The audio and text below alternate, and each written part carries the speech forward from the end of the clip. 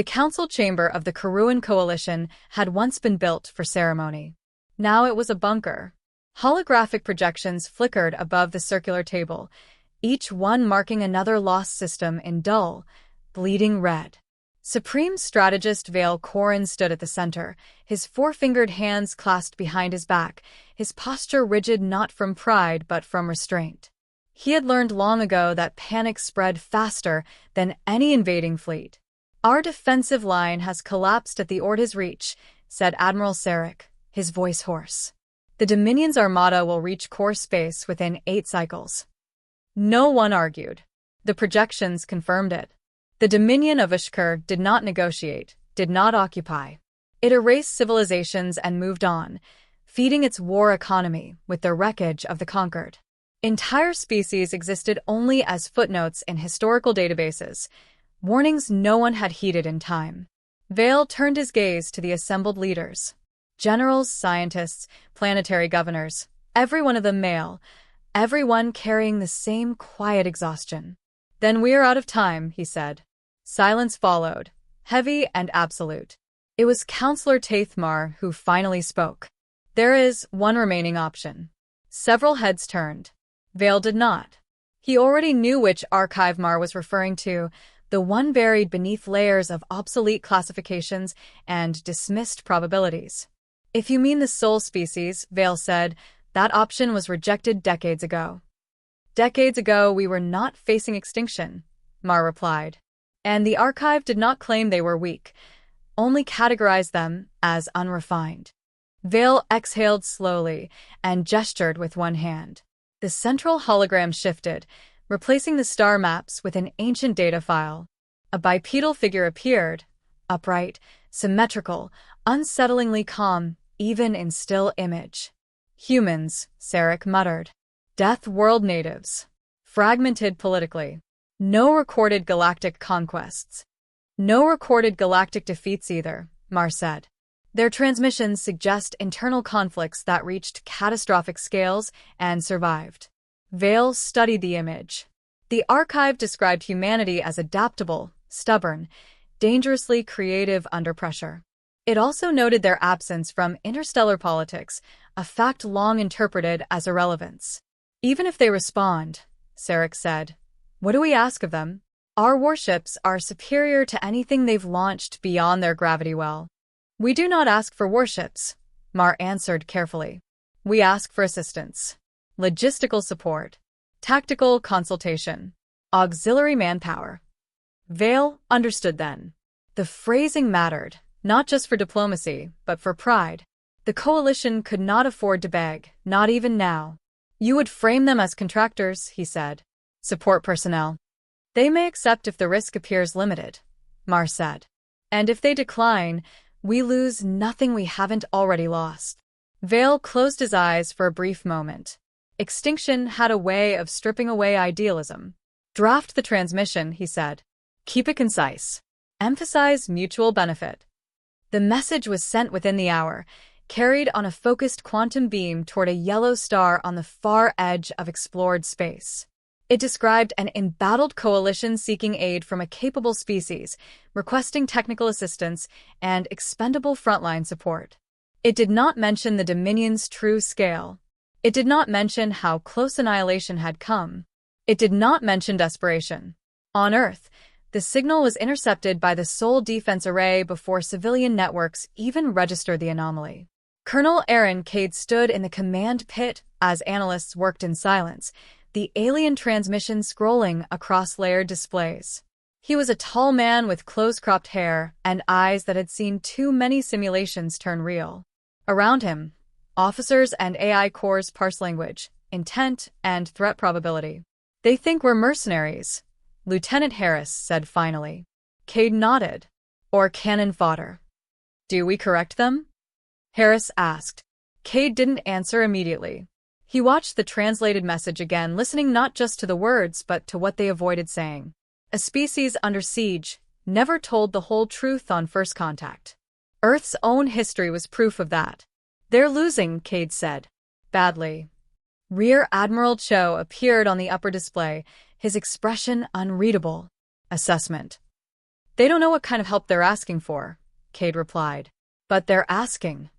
Cho was silent for a long moment. Protocol? Cade straightened. Protocol says we evaluate threat vectors and potential escalation. Unofficially? He allowed himself a thin smile. Unofficially, this is exactly why the fleet exists. Harris frowned. Sir, if we respond with what they're actually facing, they might refuse, Cade finished. Out of fear or pride. We don't need permission to save lives. Cho studied him, then nodded once. Draft a response. Acceptance only. No specifications. The reply was short. Humanity acknowledged the request and confirmed that assistance was en route. Nothing more. In a chamber light years away, Kael'Ryn read the confirmation twice, then a third time, as if expecting the words to dissolve. They accepted, Sarek said quietly. Vale felt something unfamiliar tighten in his chest. Relief, perhaps. Or guilt. Prepare limited docking parameters, he ordered. And notify the fleets. Whatever arrives, we use it wisely. Yet even as he spoke, a sensor technician interrupted, his voice edged with confusion. Strategist, we are detecting anomalous mass signatures beyond Coalition space. How many? Sarek demanded. The technician hesitated. We cannot isolate individual counts. The formation is too dense. Vale stepped closer to the display as distant points of light resolved into an advancing wall of signatures, moving with disciplined precision. This was not the scattered arrival of volunteers or supply craft. This was something else. He stared at the incoming data, unease crawling along his spine.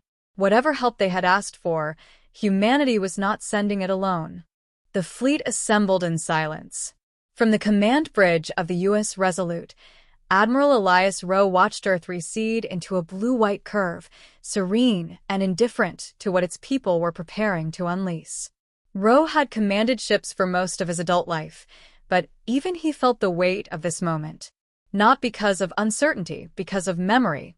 Final readiness check, he said, his voice steady.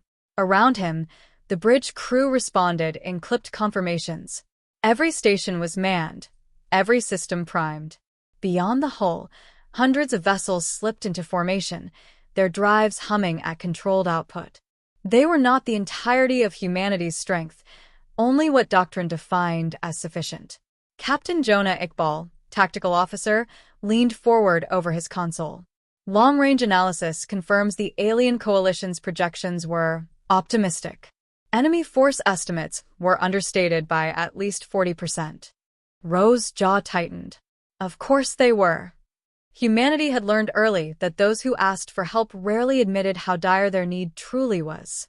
Earth's own archives were filled with wars that began as limited engagements and ended with cities burning under unfamiliar skies.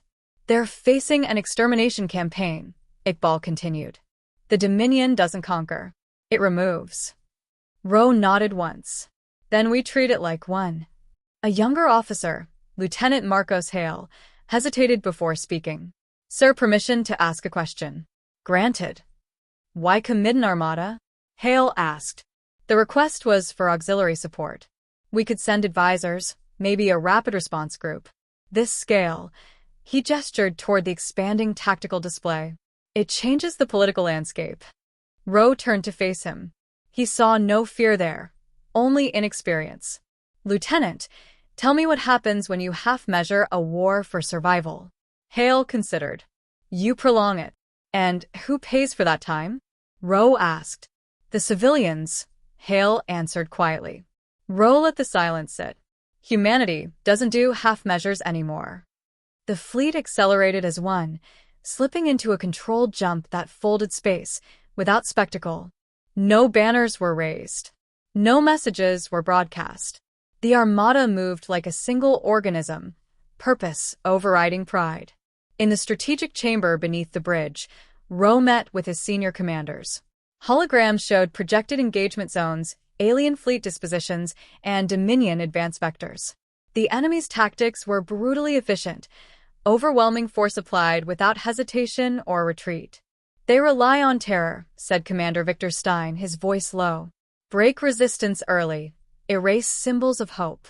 Then we deny them that, Ro replied. No heroic last stands. No drawn-out sieges.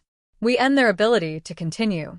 Stein's eyes flicked to the casualty projections. That requires decisive strikes on their core fleets. And we will, Ro said. But with discipline. No scorch systems. No civilian targets. Rules of engagement remain unchanged? Asked Iqbal. They do, Ro confirmed. We're here to stop a genocide, not start one. The Armada emerged from jump space at the edge of the Coalition's territory, far enough to avoid immediate detection. Sensors bloomed to full power, mapping a battlefield that dwarfed anything shown in the original transmission. Dominion warships prowled in vast formations, their sheer numbers a testament to centuries of unchallenged dominance. Hale swallowed. Sir, they outnumber the Coalition 10-1. Ro's gaze remained fixed on the display. They outnumber us as well. Then why? Because numbers aren't the only thing that scales, Ro interrupted. He opened a secure channel, transmitting a single burst command across the fleet. In response, dormant systems awakened. Ships adjusted position with subtle precision, overlapping fields of fire forming layered geometries that turned empty space into controlled territory. The Dominion fleet did not notice at first. They're advancing on the Coalition's inner line, Iqbal reported. Estimated contact in 12 minutes. Ro nodded. Open a channel to the Coalition command. Visual only. The image of Vale Corrin appeared, his expression guarded, eyes flicking briefly to the human vessels now visible behind Ro's bridge crew. You did not specify the scale of your assistance, Vale said carefully. Ro met his gaze, without flinching. You did not specify the scale of the threat. A pause stretched between them, heavy with unspoken realizations. We are grateful, Vale said at last. But this may provoke the Dominion beyond. They were already beyond provocation, Ro replied. We're just arriving before it's too late. Alarms flickered briefly as Dominion sensors finally registered the human presence. Enemy formations shifted, predatory attention turning toward the newcomers. The Coalition's own ships faltered, uncertain whether to advance or retreat. Ro straightened, his voice calm as he addressed both fleets. Coalition command, hold position. Do not engage unless fired upon. And if they target you? Vale asked. Ro allowed himself a thin, humorless smile. Then we answer. The first Dominion volleys tore through empty space where human ships had been seconds earlier, precise evasion rendering the attack meaningless. In response, humanity did not immediately fire back. They waited. Admiral, Iqbal said softly. They're committing fully. Ro watched the enemy advance, confident, aggressive, certain of victory as they always had been. Good, he said. Let them come closer. His hand hovered over the command interface, the weight of 1,000 lives balanced on a single gesture. Around him, the Armada held formation, silent and poised, like a blade drawn but not yet swung. Prepare all fleets, Ro ordered. On my mark, we remind the galaxy why humanity survived its own extinction wars. He did not give the order to fire. Not yet. The Dominion of Ashkur had never encountered hesitation on a battlefield. From the command nexus of the lead dread carrier, High Executor Karoth observed the unfolding engagement with practiced indifference. His kind had perfected war into a sequence of inevitabilities: advance, overwhelm, erase. Resistance was a variable, not an obstacle. Human vessels have assumed a static formation, reported a sensor officer. No offensive action detected. Karoth's mandibles flexed in what passed for amusement. They posture, he said. They always do. Across the void, the alien coalition's fleets huddled behind the human line, battered silhouettes drifting in defensive clusters. Their commanders transmitted frantic signals, warnings, pleas, half-formed strategies, none of which Karoth bothered to intercept. Their fate had already been calculated. What concerned him was the human stillness. They allow us to close distance, the officer continued. This contradicts standard survival logic. Karoth leaned forward. then they are either ignorant or arrogant. On the Coalition flagship, Kael'Ryn watched the Dominion advance with mounting dread. The human ships remained perfectly aligned, their movements minimal, as if conserving effort. No visible weapons charged. No shields flared beyond baseline. "They're going to be destroyed," Admiral Sarek whispered. "Why aren't they responding?" Vale said nothing. His gaze flicked to the human commander's last transmission, calm, deliberate, unsettling in its confidence. "Hold position." The words echoed in his mind, less an order than a promise. "Strategist," a sensor technician said urgently, "Dominion power signatures are spiking. Full assault configuration." The first wave came like a storm. Energy lances carved through space, detonating against human forward shields with force that would have crippled Coalition warships. The impact rippled across the formation, yet the human line did not break. Shields flared, absorbed, redistributed. The fleet adjusted by fractions of a degree, a coordinated response so smooth it barely registered as motion. "They're adapting," Sarek said. Vale's breath caught. "No," he said slowly. "They anticipated." On the UNS Resolute, Admiral Rowe watched the data cascade in controlled streams. Enemy fire patterns, energy frequencies, tactical biases, each was logged, analyzed, and countered in real time. Enemy doctrine confirmed, Captain Iqbal reported. They favor overwhelming frontal pressure. Minimal variance. Rowe nodded. They've never needed it. Another volley slammed into the human line, heavier than before. This time, the response was immediate. Human ships shifted, opening corridors that funneled enemy fire into empty space, while subtly advancing overlapping kill zones. "Permission to engage?" Iqbal asked. "Not yet," Rowe said. The Dominion pressed closer, emboldened by the lack of retaliation. Karatha's confidence swelled. "Increase forward acceleration," he ordered. "Crush their center." Vale watched the enemy fleet surge, its mass blotting out starlight. He felt a surge of helplessness. If the humans fell, the Coalition would follow within minutes. "Admiral Rowe," Vale transmitted, unable to keep the strain from his voice, "your line is failing. You must withdraw or—" "Negative," Rowe replied calmly. "This is optimal range." Vale stared at the transmission in disbelief. Optimal for what? The answer came without warning. Space itself seemed to fracture as human ships powered weapons the Coalition had no framework to understand. Not crude beams or explosive shells, but focused distortions, precise, restrained, devastating.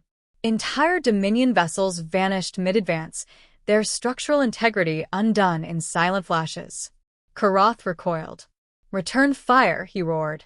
But the battlefield had already changed. Human ships advanced in disciplined waves, their formation fluid now, aggressive without chaos. Each strike was deliberate, targeting propulsion systems, command nodes, weapon arrays. Dominion vessels spun helplessly, disabled rather than obliterated, their advance collapsing into confusion. "They're not fighting like conquerors," Sarek said in awe. "They're dismantling them." Vale felt something shift inside him. Not hope, but understanding. Humanity was not here to win a battle. They were here to end a war. On the Resolute, Rowe finally raised his hand. "All fleets," he said evenly. "You are clear to proceed." The Armada answered as one. Dominion formations buckled under coordinated strikes that ignored intimidation and punished predictability. For the first time in its history, the Ishkor war machine faltered, not from superior numbers, but from superior restraint. Karath watched his tactical display fracture into red chaos. "This is impossible," he hissed. "No species limits itself in war." "They do," an aide whispered, terror bleeding through discipline. "And that's why we're losing." The Coalition fleets surged forward, cautiously at first, then with growing confidence as the human advance carved a path through the enemy. Vale's hands trembled as he issued orders he had never believed he would give. Advance, not retreat. Within minutes, the Dominion's momentum was gone. Their armada, once an unstoppable tide, was reduced to scattered, crippled remnants struggling to regroup. Ro watched the enemy pull back, their retreat clumsy and panicked. He felt no triumph, only grim resolve. This was merely the opening move. "Admiral," Iqbal said, "Dominion forces are disengaging." Ro nodded. "They've learned we're not prey." "And if they return?" Iqbal asked. Ro's eyes hardened as he studied the stars ahead, where the enemy had fled. "Then they'll learn what happens when humanity finishes what it starts." Across the battlefield, Kael'Ryn realized the terrible truth too late. They had not called for help. They had unleashed it. The Dominion returned within the hour. Admiral Elias Ro had expected it. Empires built on fear could not afford retreat. To withdraw without reasserting dominance was to invite rebellion across every conquered system. The Ishkar would come back harder, louder, desperate to erase the memory of hesitation. Enemy fleets re-emerging from jump, Captain Iqbal reported. Multiple vectors. They've committed everything. Ro stood unmoving at the center of the bridge. As predicted. On the forward display, space folded again and again as Dominion vessels poured into real space. Dread carriers, execution cruisers, command spires bristling with weapons designed to terrify as much as destroy. It was an armada meant to end uncertainty through annihilation. Kael'Ryn watched the surge with cold clarity. Fear no longer ruled him, but neither did relief. He understood now that humanity's restraint had been a choice, not a limitation. And choices could change. "They intend to overwhelm you," Vale transmitted. "Their doctrine allows no alternative." Ro's reply came instantly. "Then this ends now." He turned to his fleet, his voice carrying across every channel. "All commands, transition to final phase. Primary objective, remove the Dominion's capacity to wage war. No pursuit beyond designated lines. No deviation." The human armada shifted. What had once been layered defense unfolded into decisive motion. Ships accelerated with lethal grace, formations reconfiguring into interlocking arcs that cut through space with mathematical inevitability. There was no rush, no fury, only intent. The Dominion struck first, unleashing everything at once. The void erupted with energy and fire, enough to shatter lesser fleets outright. Human shields flared, adapted, and held just long enough. Then humanity answered. Precision replaced spectacle. Human weapons reached deep into Dominion formations, severing command hierarchies before orders could propagate. Dread carriers went dark as control cores were neutralized. Execution cruisers lost propulsion and drifted, weapons silent, crews alive but powerless. "They're not destroying us," High Executor Karath realized, horror breaking through his certainty. "They're taking us apart." His final transmission was never completed. The command nexus around him collapsed into inert fragments, not exploded, ended. Across the battle space, the pattern repeated. Where the Dominion relied on terror and excess, humanity applied discipline. Where the Ushkar sought dominance, humans imposed conclusion. Vale watched the impossible unfold. The Dominion Armada, a force that had ended civilizations, unraveled in minutes. Not routed, resolved. Every remaining vessel either powered down or fled beyond the battlefield, their confidence shattered beyond repair. "Enemy surrender signals incoming," Sarek said, disbelief softening his voice. "Multiple fleets. All channels." Ro exhaled slowly. "Acknowledge them. Order ceasefire across all human units." The guns fell silent. In the sudden stillness, the scale of what had happened settled over the coalition fleets like gravity. They had not merely survived. They had witnessed the fall of a galactic constant. Vale opened a direct channel to the UNS Resolute. His voice, when he spoke, carried the weight of an entire civilization's shame. "We misjudged you. We reduced your kind to a line in an archive and asked you to bleed for us." Ro met his gaze, without anger. "You asked for help. That was enough." "We have no words sufficient for what you've done," Vale said. Ro's expression remained composed, but something in his eyes softened. "Then remember it. Remember what happens when desperation meets resolve." Silence followed, not awkward but reverent. As human fleets withdrew to holding positions, the coalition began the long work of recovery. Wounded ships were stabilized. Systems once marked for extinction flickered back to life. For the first time in generations, the future was not a narrowing corridor. Rose stood alone for a moment, watching the stars. Humanity had revealed itself today, not as conquerors, not as saviors, but as something far more unsettling to the galaxy. They were a species that survived by learning when to hold back and when to end things completely. "Admiral," Iqbal said quietly, "long-range sensors are lighting up. Non-hostile. Observers." Ro nodded. "The galaxy's been watching for a long time. They just didn't know it." He turned back to the command console. "Set course for home. Maintain readiness." As the Armada prepared to depart, Kael'Ryn understood the final truth that would reshape every future negotiation, every cautious alliance, every fearful calculation. Humanity had not answered a call for aid. They had answered a test. And the galaxy would spend the rest of its history remembering the result.